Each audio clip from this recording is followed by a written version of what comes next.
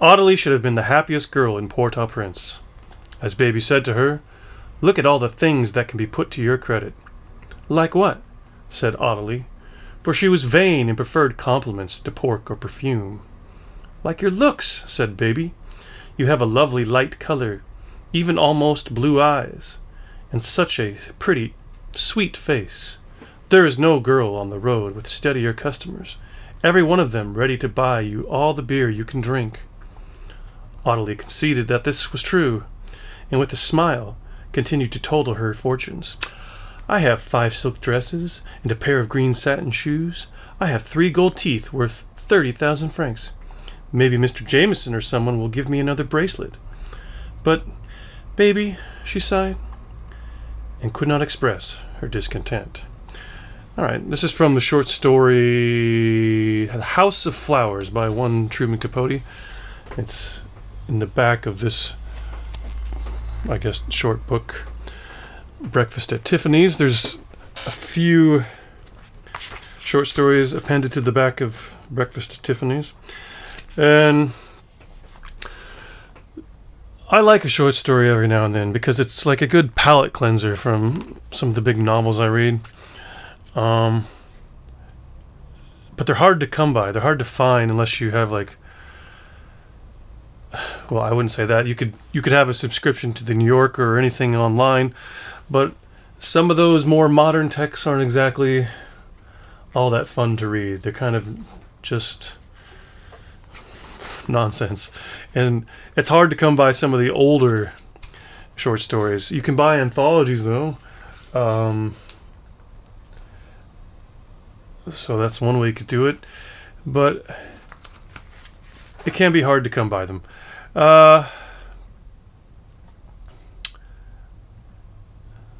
Here in this particular passage, Audley is well, if you couldn't tell from right away, Audley is basically a hooker, a prostitute in this little island. And just from the characterization, you can tell she's not too bright, and that she cares more about, you know, the way she looks and what people think of her and what she has, you know, her possessions, rather than, you know, whatever else might be important in life. So possessions are what moves her. And in the story, she eventually gets married, but that she ends up just becoming kind of a house slave to the husband, which she doesn't like. And, you know, the comment, I guess, is more about the type of person rather than the job itself. What is the type of person, the type of girl especially, who would become a prostitute? I guess that's what Truman Capote is trying to explore here. I don't know, it's up to you to decide. I'm not really going to get into what he goes on about or how the story concludes. It's very short. It's only 20 pages or so, maybe a little less. And blah, blah, blah. The reason I'm interested in this particular passage is because I just wanted something from Truman Capote that I could talk about. And this one strikes me in terms of its technique in style, right? It's very rhythmic and poetic. And where that rhythm comes from, there's a lot of alliteration. What's alliteration? It's kind of the same thing as consonants. It's a little bit different, but it's, you know, the repetition of the sounds of consonant letters. Audley should have been the happiest girl in Port-au-Prince. So right there we have the PPP.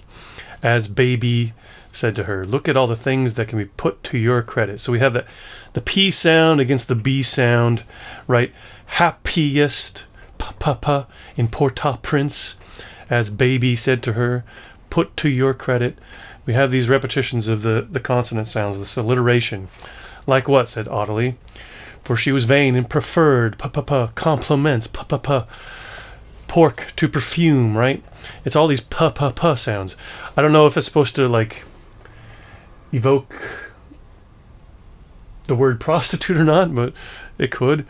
Some other things it could evoke in terms of this type of person is, you know, all these plosives, right? What does it mean to be someone who sells their body, right? What is it about the figures of women or the silhouette of a woman that brings to light the roundness of the sound, or the B's, the roundness of the letters, the visual of the B or the P? It's kind of that round voluptuousness. Maybe that's what it's supposed to evoke. I don't know. But it keeps on going with these P sounds and some occasionally the B sound, the blue eyes, blue, the pretty face, right? All of it starts with that kind of alliteration. There's also the L sound, like your looks, lovely light color, almost. Utterly, right? There's a lot of L sounds, P sounds, and B sounds going on in just the first few sentences here. And this is something that's found in poetry, right? There's a lot of alliteration in poetry because it creates rhythm naturally, and you don't have to like think about, as a writer, meter and all of that, and you can just kind of do some tricks with alliteration to create rhythm. And so I'm going to read it one more time and try to like emphasize the rhythm. Aurelie should have been the happiest girl in Port-au-Prince, as Baby said to her. Look at all the things that can be put to your credit. Like what? Said Aurelie, for she was vain and preferred compliments to pork or perfume. Like your looks, said Baby. You have a lovely light color, even almost blue eyes, and such a pretty face. Sweet face. Right? It's very la la la la la la pa pa pa pa pa pa ba ba ba ba ba ba. It's kind of it's got that those melodic lines to it. It creates these melodic lines with the alliteration as well as the rhythm. And let's keep going. There is no girl on the road with steady customers, every one of them ready to buy you all the beer you can drink. So in this little section, it's kind of getting away from those first melodic lines, and it's starting to do more vowel sounds like the ooh, oh, on, right? The E sound. There is no girl on the road with steady customers, every one of them ready to buy you all the beer you can drink. It's all the ah and ooh and E sounds. It's all the vowel sounds. It's the assonance. It's a different melody. It's a counter melody. It's a contrapuntal melody to the first melodic lines we're given. Aurelie conceded that this was true, again more of the vowel sounds, and with a smile continued to total her fortunes. Okay, so now we can think about,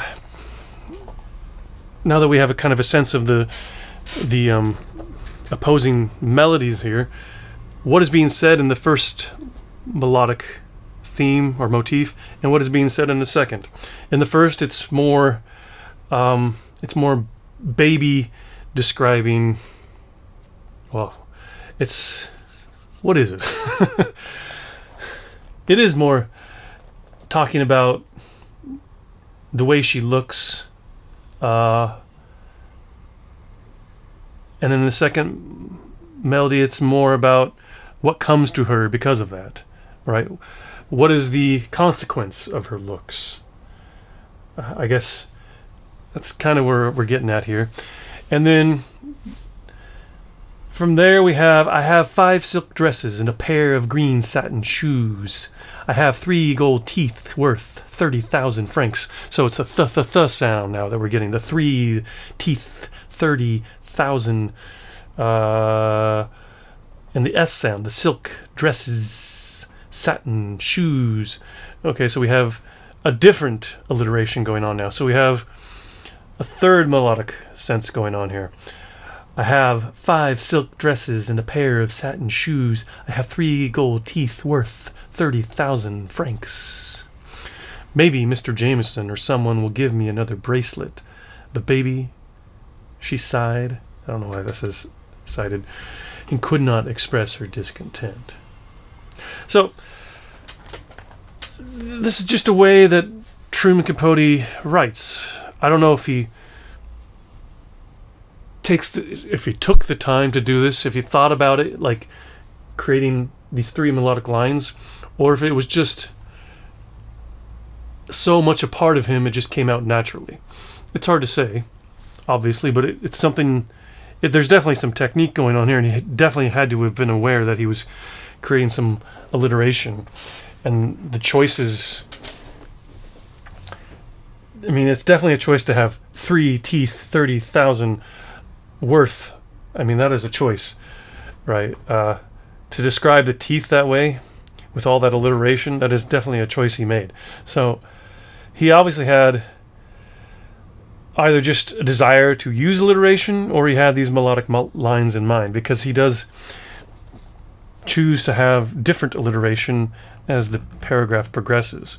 And at first it's one melodic sense for describing how she looks, and then it's, you know, the consequences of her looks with a different melodic sense, and then it's Audley herself speaking, just talking about herself and talking about her possessions. So because of her looks, she can sell herself. Because she can sell herself, she can have these things. So there really is 3 different things going on here with 3 different melodic lines. And this is quality technique. It creates a symmetry too, right? Because each of these little sections and these lines is similar in length, in time, and right? Like, let's just highlight them so we can see them.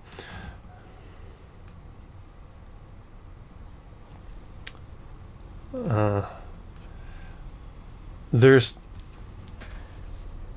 visually, and the time it would take you to read them aloud and say them, they have a symmetry to them.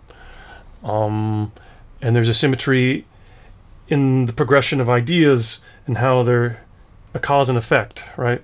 Because Audley looks this way, she's able to be, you know, one of the better performing prostitutes. And because she's one of the better performing prostitutes, she has all this great possession. And then finally, we wrap up this idea with, but she sighed and could not express her discontent. And what does that line mean? It basically means, well, it's kind of a judgment on this type of person. Basically, Truman Capote is saying she's dumb, right? She doesn't have the words because she only has her body. She doesn't have the words. She only has her body to express herself. She only has her body to buy things, to come into possession of things. She only has her looks. She doesn't have the mind. She doesn't have the words to express herself.